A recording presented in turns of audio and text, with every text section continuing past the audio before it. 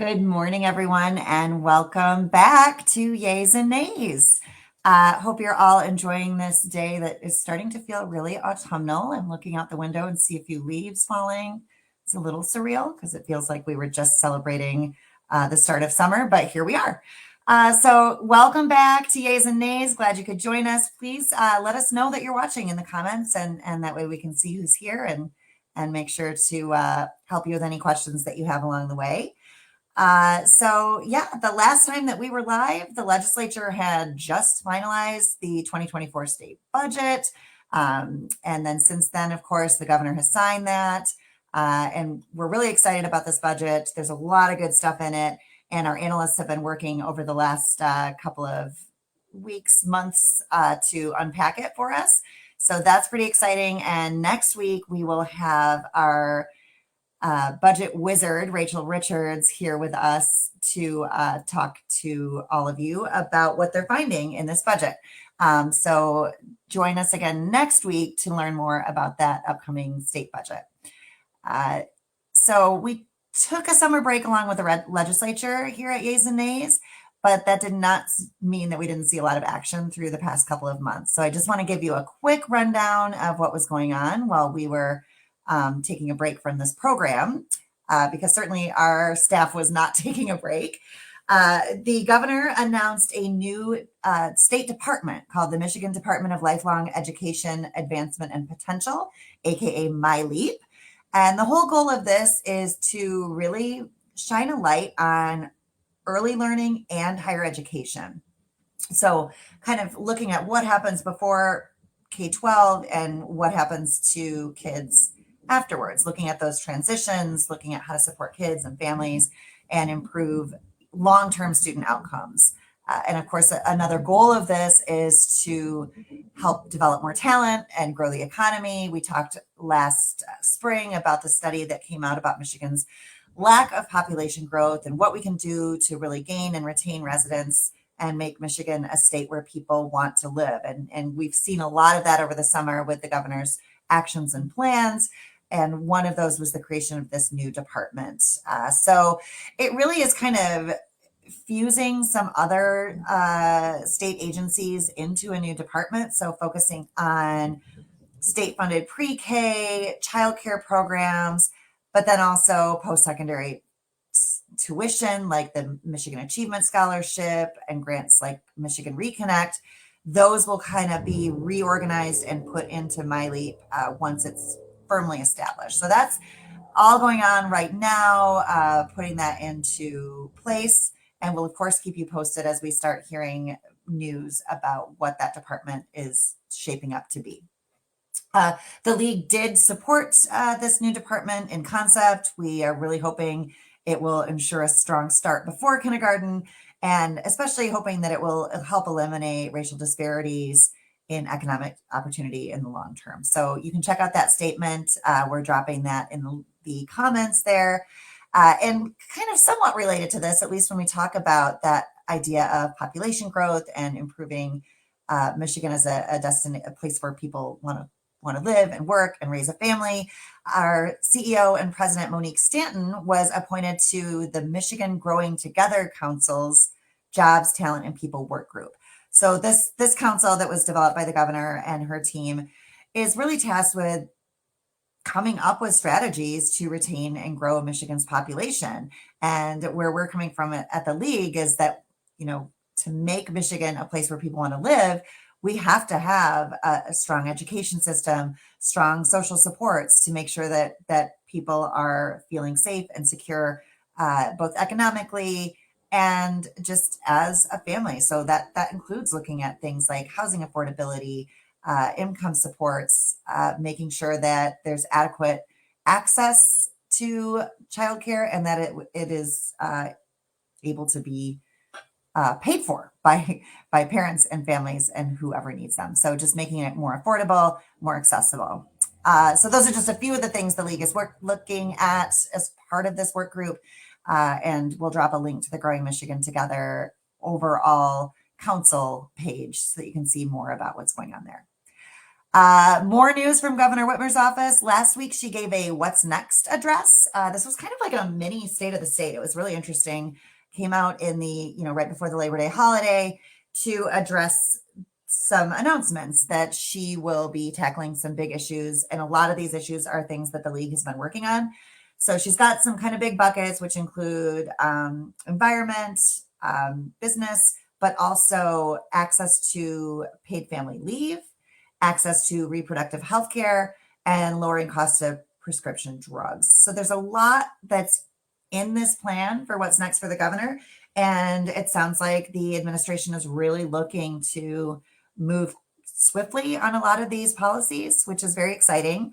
We're dropping a link to our statement on the announcement, and you can read more there and find more information on really what the governor sees as what's next for the state. So very exciting news from the administration. As you know, 2023 in the first half of the year was just wildly successful when it came to policies being passed that the league supports. So really good people-centered policies. And you can check out the Under the Dome section of our website if you want to just kind of review what was happening in that first half of the year with the legislature and kind of see, in the next couple of weeks where things are headed next. We're hearing about some really exciting bills that should be coming out, and we will keep you up to date on all of that in the coming weeks. So be sure to check out Under the Dome. On a very league-centric note and a very exciting note for child advocates and others in Michigan, the biggest news for us in the last few weeks was the launch of our 2023 Kids Count in Michigan data book and profiles. So we're going to drop a link there so that you can see what's going on and be able to navigate those profiles and the data book. The profiles, by the way, do focus on all of Michigan's counties, some select cities and regions, including the Upper Peninsula. By the way, happy 906 Day 2 days ago. So definitely we've got data just on the Upper Peninsula alone, really trying to focus and highlight those regions. And right now, we're really excited to have joining us the Kids Count Director, Ann Kuhnen, who's going to unpack and break down everything. She is the author of the Kids Count in Michigan data book, and we are really excited to have her here with us today. And welcome to Yeas and Nays. Thanks for inviting me. Yeah, thanks so much for being here.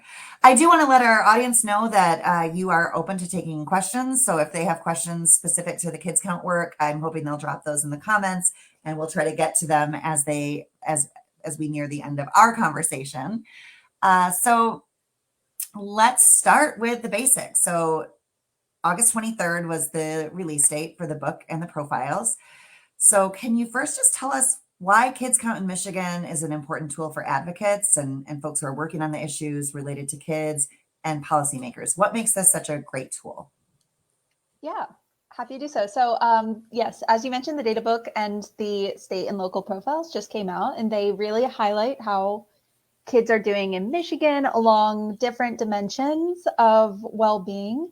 So these are tools that can help both advocates, but also policymakers to see how kids and their families are doing statewide or in your community. It really puts the data in context so folks can understand maybe why we're seeing certain trends, good or bad. And then importantly, it also provides policy recommendations based on the data and the research that can help improve outcomes for kids. Awesome. So the league has been hosting the Kids Count in Michigan project for over 30 years.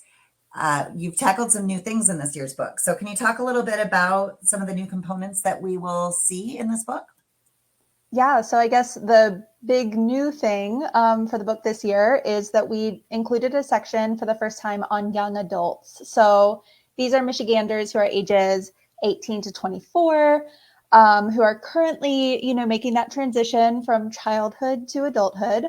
And so they are facing their own unique challenges, but also opportunities that we wanted to highlight. So, well, for example, this book really focused on what was going on in the year 2021.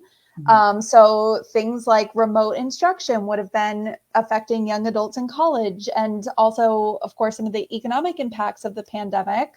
You know, reduced business activity in the hospitality sector, for example, might have particularly negatively affected a lot of working young adults. So we did want to, kind of lift up those experiences as well as some of the policy solutions out there that could really benefit this age group. Yeah, it's really I personally, I've heard of a lot of advocates who are really excited about this new inclusion of a more young adult focus. Your team came up with a really great report earlier this year on young adults that has a lot of data, and so this book kind of just continues to build on that work. And it's so important, especially as we talk about population growth and making sure people want to stay here. We don't want young adults to leave our state, so it's really great that you're shining that light. And you did mention the impact of the pandemic on young adults. We also know there was obviously an impact on kids and families. You note very clearly in the book that this year's findings reflect both those disruptions, negative points, obviously, but also some big investments. So, what did we learn from this data that was really that came out of that pandemic era, as we call it? Although we know that COVID is still with us. But yes, go ahead. What did we learn from those investments and that data? Yeah, so you're absolutely right. The data shows both the kind of harms from the disruptions that families were experiencing. So these might be things like, financial insecurity with things like job loss or furloughs, maybe social isolation, especially from like school closures. But there were also, of course, some really big positives that came from things like big investments in kids and in their families. So 2021, that year in particular, with the American Rescue Plan Act, really demonstrated the power of public policies in alleviating hardship for kids and their families. Um, we saw this in a lot of ways. So some examples might be increased monthly food assistance, which made sure that kids were getting enough to eat. We saw economic impact payments and also larger child tax credits that really, staved off what could have been a huge increase in poverty. And then we also saw, looking at health, maybe Medicaid and CHIP, continuous enrollment, kept children and their families insured.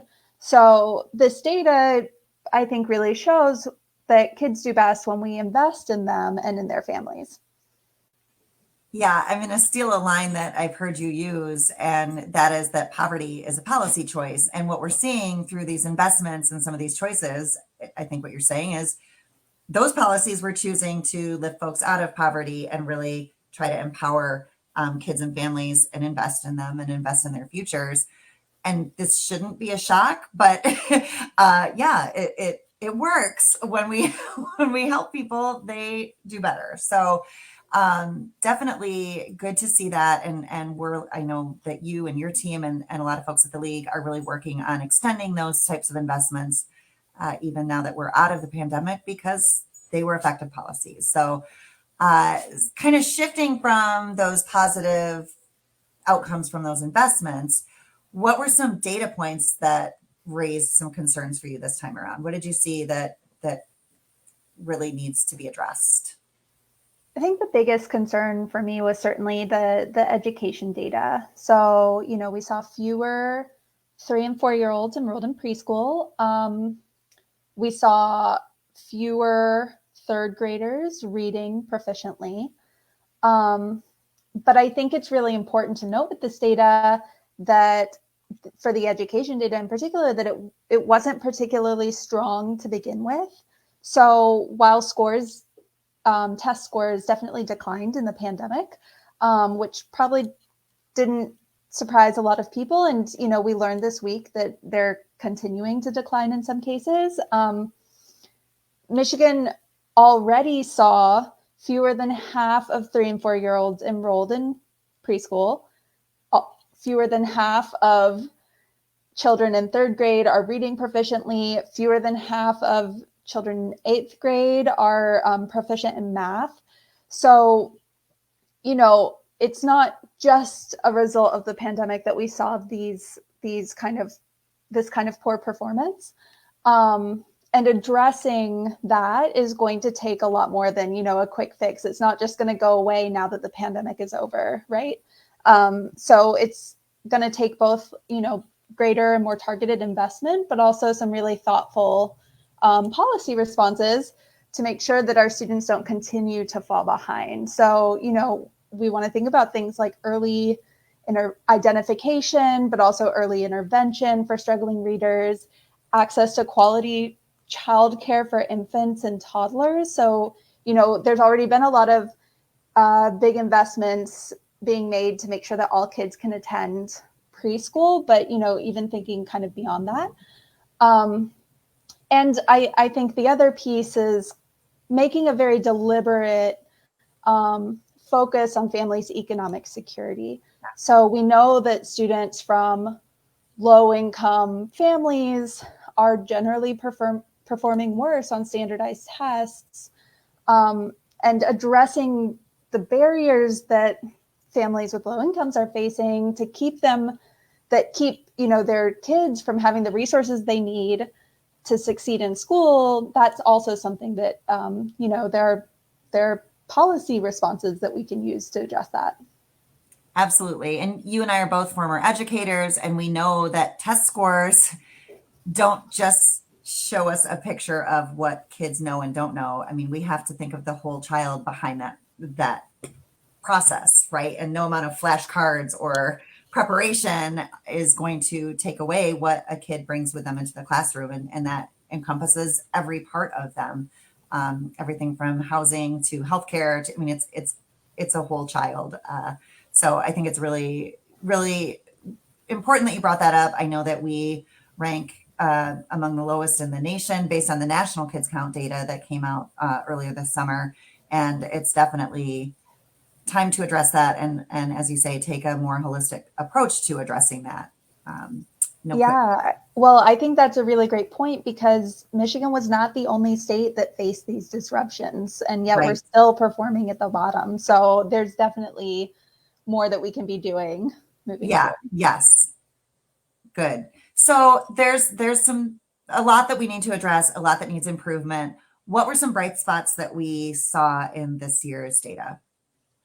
Well, I think there's a lot to celebrate. I at the risk of sounding like a bit of a downer, I do want to put the caveat that a lot of the celebrations, I think, are a little bit short term, right? Because we know that these were short term solutions to a problem, and we need to be realistic about how long some of the positives will last. But I think the biggest one is certainly that child poverty fell by 15% in Michigan, which is, huge.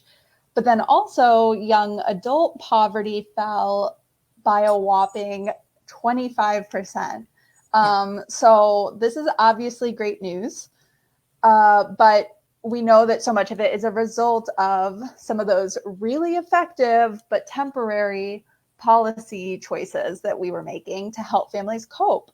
So I guess the big example for child poverty would be, we had the child tax credit, which 1.8 million children in Michigan benefited from the expanded child tax credit in 2021.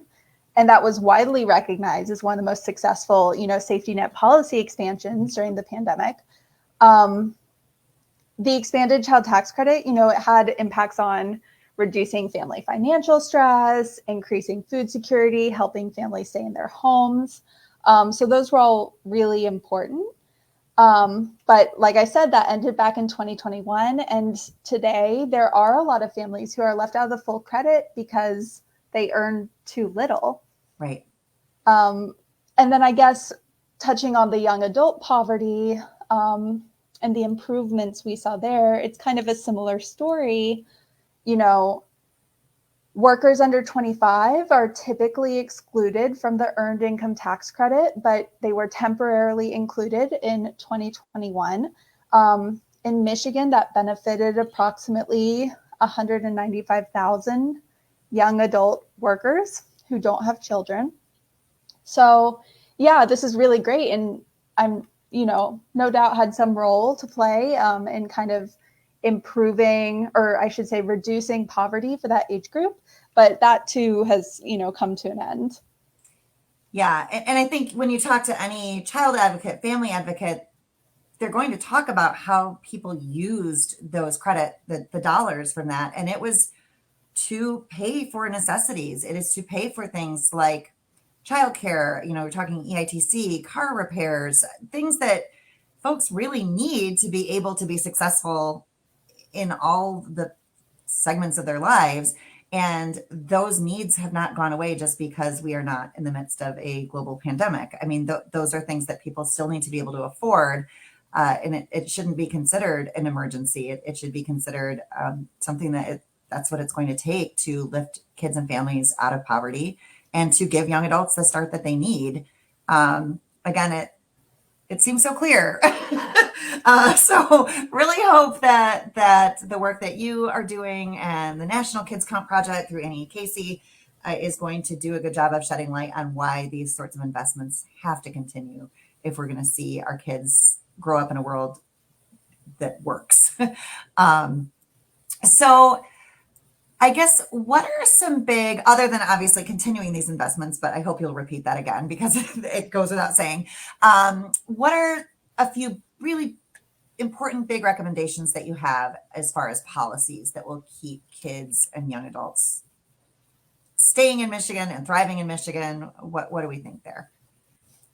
Yeah, well, I mean, since we've already talked a little bit about the child tax credit and the earned income tax credit, I think it's important to note that, those are generally, they're federal policies. The state of Michigan does have its own earned income tax credit, but we don't have a child tax credit in the state of Michigan. And I would note that a lot of states have already looked at the evidence and the research coming out of 2021 and that showed the effect of these temporary expansions, and they've already introduced their own state level credits. So in this year alone, we've already seen 11 states either introduce a kids credit or expand their own version of a kids credit.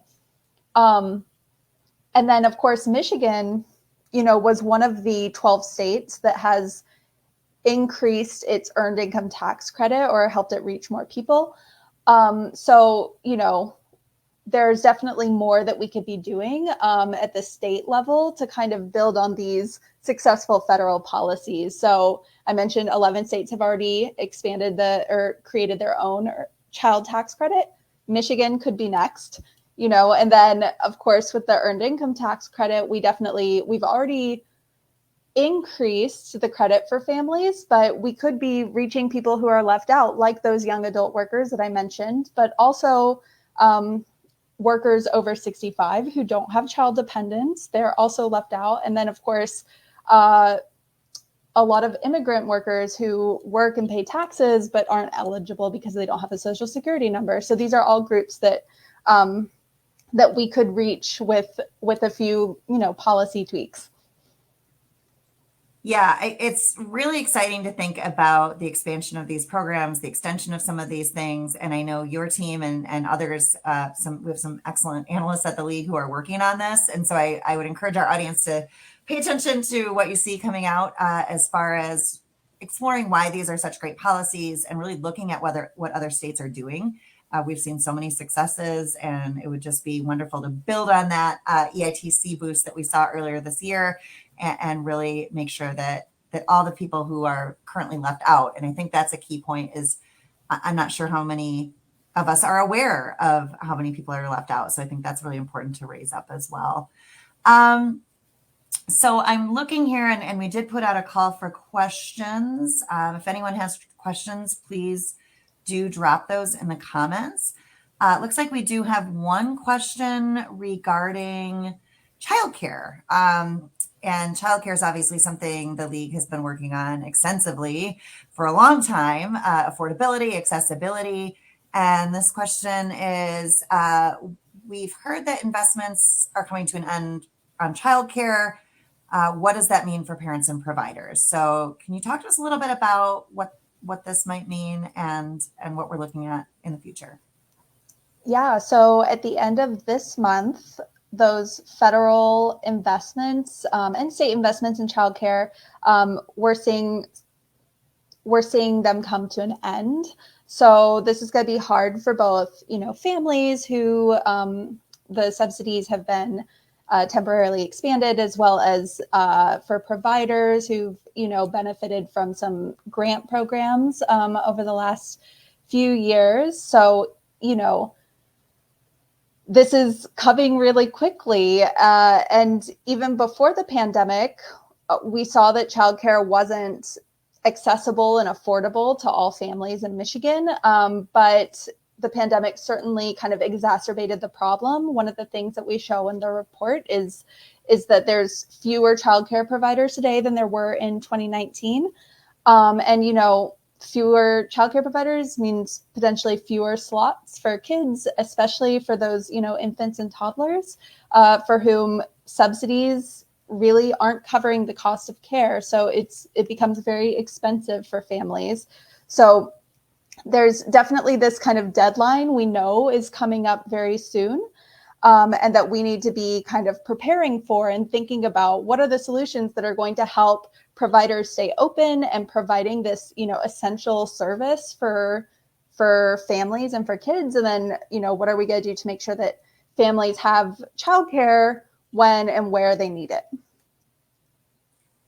Yeah, I think that, we hear over and over when we do listening sessions and talk to folks, there are a lot of issues that always kind of bubble to the top, and childcare is just one of those perennial issues. And it's time. It's time to make the right choices when it comes to the policies we're doing. And there's been a lot of great work already done, and just building off of that is going to be so important. Is there anything else you wanted to talk about today, Anne? Anything else you wanted to share about the data book, the profiles?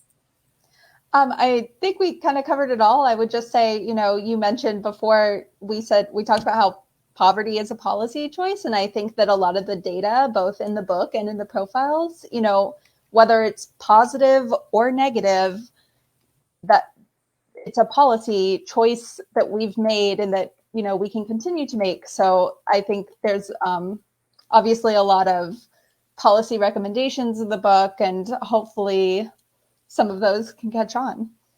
Absolutely. And I just want to remind folks that, yes, there was a lot of buzz around the release of the book and on the release of the profiles. I think what's important to remember is just as you said at the beginning of the program, this is a tool that can be used, as an ongoing source for inspiration for policy solutions, for folks to be able to build their own solutions, whether it's in their local communities or on the statewide level. So really going to do, and I know your team has a lot planned to just really keep this on the forefront and make sure that people are aware of not only the data, but those wins, those solutions that are on the forefront. So thank you so much for being here today, Anne. I hope you will come back soon, because you're always such a wealth of knowledge and just a pleasure to be around. So thank you. Thanks for having me. All right. We'll talk to you soon. I'm going to let you go and just say a few more things to those of us, or those folks who are able to join us out there. Thanks again. See you soon, Anne. I just wanted to say, as you can see that there's a link up there where you can view the book, all of the regional, county, and city profiles. Those are available on our website. There's some great heat maps that Anne's team put together where you can really look at county by county where the greatest needs are, where the greatest successes are, and kind of get a sense of not only the state as a whole, but really what are we seeing on a regional and more local level, which is really important. I also did want to say, I mentioned the launch of the book. It was a pretty exciting launch this year. We had our inaugural Champions for Kids event, which featured an incredible panel of experts on childhood well-being and young adults. And we also were able to honor Senator Debbie Stabenow, who had an amazing speech prepared and just said some really incredible things about what we'd like to see for kids moving forward. And she shares that sort of disbelief that we can't come together for the sake of funding important policies for kids. I do want to also make sure to thank the sponsors of this year's book and event. We had dozens of sponsors. I especially want to call out our enduring champions, and that includes the Children Foundation, Annie E. Casey Foundation, the Fry Foundation, United Way for Southeastern Michigan, Blue Cross and Blue Shield of Michigan Foundation, the Max and Marjorie S. Fisher Foundation, the Ruth Mott Foundation, and the Skillman Foundation. Without their support, we really, particularly when it comes to some of those localized data profiles, this is just a wonderful support from foundations and groups in Michigan and on the national level. So we're also going to drop some highlights from the Champions for Kids event. So you can see a nice little photo reel if you were at the event. Maybe you'll spot yourself. And if you weren't at the event, see why you should attend next year. It was really a powerful way to start off this exciting new season. So thanks again to Anne for being here. And as I said, we'll have Rachel Richards on next week to talk all things budget. There's some great stuff in this new state budget, and we really want to make sure that you're aware of the highlights.